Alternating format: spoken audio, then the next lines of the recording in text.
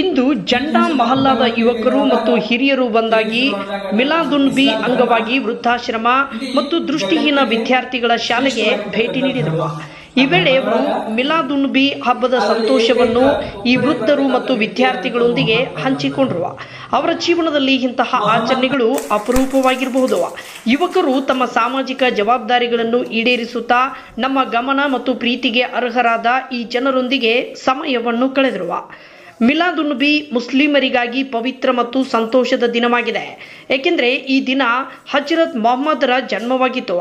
ಜಂಡಾ ಮಹಲ್ಲಾದ ಯುವಕರು ಈ ದಿನವನ್ನು ಅತಿ ಸರಳ ಮತ್ತು ಆಧ್ಯಾತ್ಮಿಕ ರೀತಿಯಲ್ಲಿ ಆಚರಿಸಲು ನಿರ್ಧರಿಸಿದರು. ಇದು ನಮ್ಮ ನಬಿಯು ಅವರ ಬೋಧನೆಗಳಿಗೆ ಅನುಗುಣವಾಗಿತ್ತು. ನಬಿ ಸದಾ ಅಗತ್ಯವಿರುವವರಿಗೆ ಮತ್ತು ದುರ್ಬಲರಿಗೆ ಕಾಳಜಿ ವಹಿಸುತ್ತಿದ್ದರು. ಇನ್ನು ಆ ಸಿದ್ಧಾಂತಗಳನ್ನು ಅನುಸರಿಸುತ್ತಾ ಈ ಯುವಕರು ಹಿರಿಯರು ಮತ್ತು ದೃಷ್ಟಿಹೀನ ವಿದ್ಯಾರ್ಥಿಗಳೊಂದಿಗೆ ಸಂತೋಷ ಹಂಚಿಕೊಳ್ಳಲು ತೀರ್ಮಾನಿಸಿದರು. ಈ ಭೇಟಿಯ ಉದ್ದೇಶ ಮಿಲಾದುನ್ನಬಿಯನ್ನು ಅವರೊಂದಿಗೆ ಮಾತ್ರ ಆಚರಿಸುವುದಲ್ಲ, ಆದರೆ ನಮ್ಮ ನಿಜವಾದ ಸಂತೋಷವು ಸಮಾಜದ ಅಂಚಿನಲ್ಲಿರುವ ಜನರೊಂದಿಗೆ ಹಂಚಿಕೊಳ್ಳುವುದರಲ್ಲಿದೆ ಎಂಬುದನ್ನು ಹತ್ತಿರಗೊಳಿಸುವುದಾಗಿತ್ತು. ಯುವಕರು ಈ ಜನರೊಂದಿಗೆ ಆಹಾರವನ್ನು ಹಂಚಿಕೊಂಡು ತಿಂದರು, ಅವರೊಂದಿಗೆ ಸಮಯವನ್ನು ಕಳೆದರು, ಅವರ ಕಥೆಗಳನ್ನು ಆಲಿಸಿದರು. ಈ ಸಂದರ್ಭದಲ್ಲಿ ಜಂಡಾ ಮಹಲ್ಲಾದ ಯುವಕರು ಡಿಜೆ ಮತ್ತು ಸಂಗೀತದೊಂದಿಗೆ ಮಿಲಾದುನ್ನಬಿ ಹಬ್ಬವನ್ನು ಆಚರಿಸುವ ಬದಲು ಇಂತಹ ಸಾಮಾಜಿಕ ಸೇವೆಗಳತ್ತ ಗಮನ ಹರಿಸಿದರು. ನಬಿಯವರ ಬೋಧನೆಗಳಿಗೆ ವಿರುದ್ಧವಾಗಿರುವ ಶೋರ್ ಶರಬಾಭರಿತ ಹಬ್ಬಗಳನ್ನು ಬಹಿಷ್ಕರಿಸುವುದಾಗಿ ಇದೇ ವೇಳೆ ಅವರು ಸಂಕಲ್ಪ ಮಾಡಿದರು. ನಬಿಯವರ ಜೀವನ ಸರಳತೆ, ಸೇವಾ ಮನೋಭಾವ ಮತ್ತು ಪ್ರೀತಿಯ ಆದರ್ಶವಾಗಿದೆ.